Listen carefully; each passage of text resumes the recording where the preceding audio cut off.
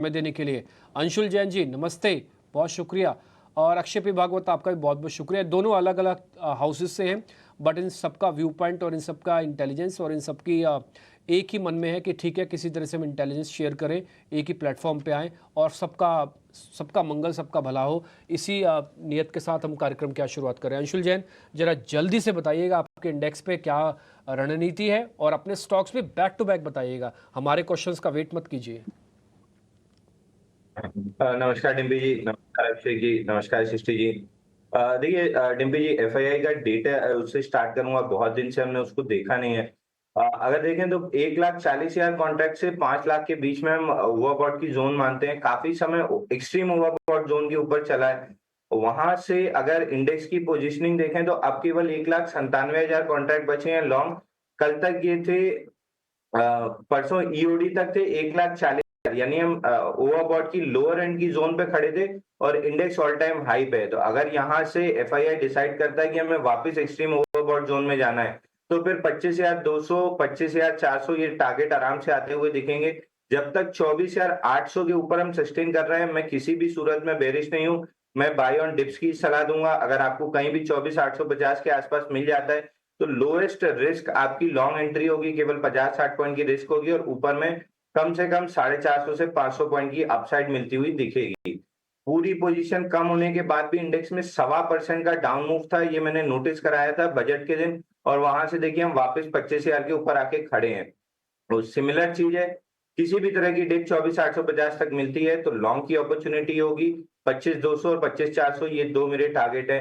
Bank Nifty में भी देखें तो बैंक निफ्टी थोड़ा सा अंडर परफॉर्म कर रहा है। 50 डे मूविंग एवरेज जिसको सपोर्ट दे रहा है समवेयर अराउंड 50,800। जब तक ये होल्ड कर रहा है मैं रहूंगा। बाई ऑन डिप्स रहेगा। पिछले 3 दिन कंप्लीटली इनसाइड बार है, कॉइल्ड आउट पैटर्न है। यहाँ से एक्सपेंशन आएगा तो बड़ा एक्सपेंशन आएगा, 800-900 पॉइंट का एक्सपेंशन रहेगा। एक्सपेक्टेशन मेरी अपसाइड की है। डिप में कहीं भी फेल्ड लो 51,200 से 50,800 के बीच में बनता है तो मैं लॉन्ग करूंगा, या फिर 52,000 ऊपर में ब्रेकआउट दे दे तो भी मैं लॉन्ग करूंगा। दोनों केस में पहला टारगेट 52,700 होगा और दूसरा टारगेट 54,000 के अराउंड होगा। चूंकि मार्केट में बुलिश हूं इसलिए दोनों बाई कॉल रहेंगे। पहला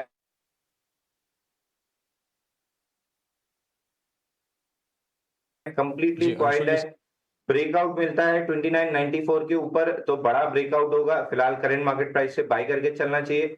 2958 का स्टॉप लॉस रहेगा और 3038 का टारगेट रहेगा। दूसरा है ओएनजीसी। यहाँ पे बड़ा ब्रेकआउट था 57 डेज का, उसके बाद मूव लिया है वापस कप एंड हैंडल पैटर्न और एक फ्लैगिश काइंड ऑफ पैटर्न ज्यादा बन रहा है। 75 मिनट चार्ट पे देखें तो क्लियर फ्लैग पैटर्न है, तो इसको भी करंट मार्केट 341.50 से बाय करना चाहिए। 338.50 का स्टॉप लॉस रहेगा और 347.50 का टारगेट रहेगा। तो ये दो बाय कॉल रहेंगे मेरी तरफ से। दो तीन चीजें हैं, फटाफट समराइज कर देता हूं। एक तो जो टोन है मार्केट को लेकर वो बुलिश है। 24,800 जब तक सुरक्षित है निफ्टी पर तब तक कोई टेंशन की बात नहीं है। मोमेंटम जो है वो तेजी की साइड का ही है। एक चीज ये निफ्टी बैंक के लिए 52,000 के टारगेट हैं, उसके बाद 52,700 के, उसके बाद 54,000 के ये टारगेट बन जाएंगे निफ्टी बैंक में। 51,000 के आसपास आपको बाई की पोजीशन लेनी है निफ्टी बैंक में। थोड़ी सी कंडीशनल अप्रोच है। स्टॉक्स में दो शेयर हो गए अंशुल जी की तरफ से, एक तो श्रीराम फाइनेंस हो गया और दूसरा आपके लिए हो गया ओएनजीसी का। ओएनजीसी में हम लगातार मोमेंटम देख रहे हैं। अब टारगेट जो है वो हो गया है 347 रुपए 50 पैसे का, ये टारगेट दिया है आपके लिए अंशुल जी ने। अक्षय आपके पास आएंगे। आपके स्टॉक्स कौन से हैं, कहां पर आप बुलिश हैं? गुड मॉर्निंग अभिषेक और सभी पैनलिस्ट और सृष्टि और डिम्पी जी को गुड मॉर्निंग। मेरा थोड़ा मिक्स्ड व्यू है मार्केट में। ग्लोबल कंसर्न्स है, last day of the week है, तो कोई तगड़ी बाइंग आने के संकेत मुश्किल रहेंगे। थोड़ा संभल के काम करना चाहिए। तो एक मिक्स्ड अप्रोच है जहां पे एक बाय और एक सेल दोनों तरफ में पोजीशनिंग करना पसंद करूंगा। पहला रिकमेंडेशन होगा यूनाइटेड स्पिरिट्स, जिसका ओवरऑल प्राइस पैटर्न बहुत ही स्ट्रांग है और एक कल हल्की सी एक बाउंस दिखी थी लास्ट 1.5 आवर की ट्रेडिंग में। यहाँ पे मैं एक्सपेक्ट कर रहा हूँ कि ब्रॉडर पैटर्न स्ट्रांग है, तो आज आपको अगर डिप मिलता है वीक ओपनिंग में तो इसे आप बाय करें। टारगेट 1452 और 1477 का होगा और ये स्टॉप लॉस बनेगा 1372 का। दूसरा ट्रेड है स्टेट बैंक ऑफ इंडिया पर, ये सेल साइड की तरफ है। अभी आप स्टेट बैंक का प्राइस पैटर्न देखें तो थोड़ी सी उछाल जरूर थी, पर गए 3 दिन का जो एक डेली ट्रेड था उसका लो पॉइंट ब्रेक करा है, और इस मोमेंटम थोड़ी वीक है क्योंकि काफी लॉन्ग लिक्विडेशंस डेरिवेटिव सेगमेंट में देखने को मिली। रेंज बाउंड है, पर ट्रेडिंग के लिहाज से आपको 837 और 821 जल्दी दिख सकता है डाउन साइड में, तो स्टेट बैंक शॉर्ट करे for the targets with a stop loss of 875। यहाँ पे सेल कर सकते हैं। देखिए अब कुछ आपको दोनों ही साइड के व्यूज़ बना के चलने चाहिए, और साथ ही दोनों ही साइड के ट्रेड्स भी आप ले सकते हैं। एसबीआई यहाँ पे बैंकिंग मेजर आप यहाँ पे शॉर्ट कर सकते हैं। साथ ही यूनाइटेड स्पिरिट्स हम देख रहे हैं कि लिकर काउंटर्स में ज़बरदस्त मोमेंटम है, कई समय से अच्छा प्रदर्शन कर रहे हैं। अब जो टारगेट्स निकल कर आ रहे हैं इसके लिए 1452 और 1477, 1372 का यहाँ पे आपको स्टॉप लॉस लगाना है। चलिए अब संतोष के पास चलते हैं। संतोष, वेरी गुड मॉर्निंग, बताइए आपके स्टॉक कॉल्स कहाँ पे हैं?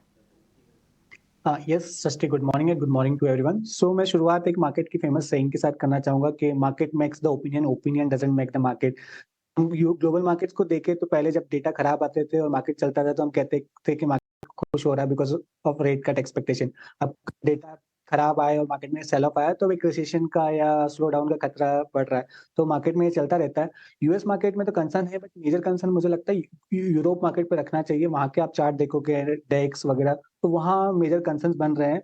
हालांकि हमारे मार्केट आउट परफॉर्म कर रहे हैं, तो देखना होगा कि हमारा आउट परफॉर्मेंस कितने दिन तक चलता है। तो अब हमारे यहाँ इंडेक्स पे अभी कोई सलाह नहीं है। स्टॉक स्पेसिफिक मेरी भी अप्रोच मिक्स रहेगी।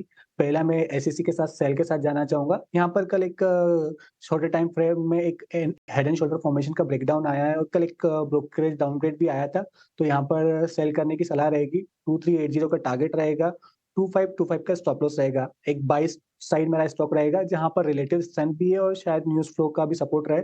मयूर यूनिकॉर्न टेक्निकल स्ट्रक्चर काफी बुलिश है, स्टॉक में एक ब्रेकआउट आया था, कंसोलिडेशन के बाद एक फ्लैग फॉर्मेशन का फिर से ब्रेकआउट देखने को मिल रहा है। यहाँ पर शायद एक बायबैक का भी अनाउंसमेंट हो सकता है, तो यहाँ पर 700 का टारगेट रहेगा, 625 का स्टॉप लॉस रहेगा। अभिषेक वासु मलिक भी हमारे साथ जुड़ गए हैं। अभिषेक, बहुत शुक्रिया आपका समय देने के लिए, स्वागत है।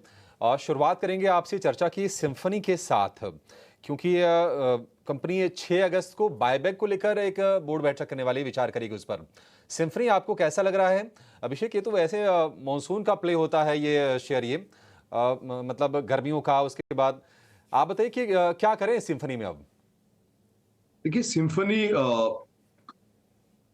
एटलीस्ट 10 साल पहले बहुत अच्छा नतीजे लाते थे, और उसके बाद उन्होंने इंटरनेशनल काफी एक्विजिशंस और काफी ग्रोथ करने की कोशिश की, और बाजार में बहुत सारा कंपटीशन भी आ गया। आज अगर आप कोई व्हाइट गुड स्टोर में जाएंगे तो आपको जैसे सिम्फनी दिखेगा वैसे 10 और कंपनीज दिखेंगे जो कि सिमिलर लुकिंग है, एक ही जैसे काम करते हैं और सिमिलर प्राइस रेंज में भी है। तो कंपटीशन आज के रेट में बहुत ज्यादा है, और ये मतलब पहले काफी एक नए प्रोडक्ट्स लेके आ रहे थे, तो वो भी अभी मतलब कम हो गया है। तो purely from a business perspective मुझे नहीं लगता है कि सिम्फनी में वो जो पहले जैसा एक मोट हुआ करता था वो है।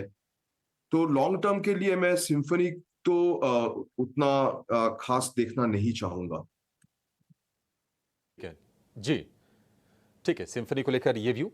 कुछ और भी काउंटर्स हैं जिनमें से एक recently listed play Indegene limited. एक बार अभिषेक जी आपसे समझना चाहेंगे, क्योंकि ये फार्मा स्पेस में फिर से ट्रैक्शन लौट रहा है। कल भी हमने लुपिन जैसे काउंटर्स को बहुत अच्छा प्रदर्शन करते हुए देखा, पर खास तौर पे इंडीजीन, क्या आप इसे ट्रैक करते हैं और आप बता पाएंगे कैसे रहे इसके नंबर्स, और क्या आपका नजरिया है इस पे?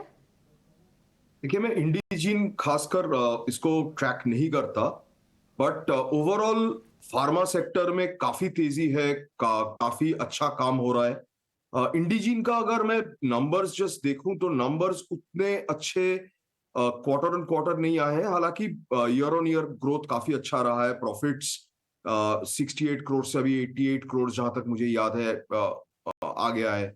सो ग्रोथ तो आ रहा है। अभी उनका जो डिटेल्स है वो, उन डिटेल्स मुझे एग्जैक्टली नहीं पता है, तो वो मुझे देखना पड़ेगा। ठीक है, पर अभिषेक इसी के साथ हम आपका बहुत बहुत शुक्रिया भी करना चाहेंगे। आज आपने सुबह समय निकाला और साथ ही अपना टेक तमाम सेक्टर्स पे हमसे शेयर किया। बहुत बहुत शुक्रिया।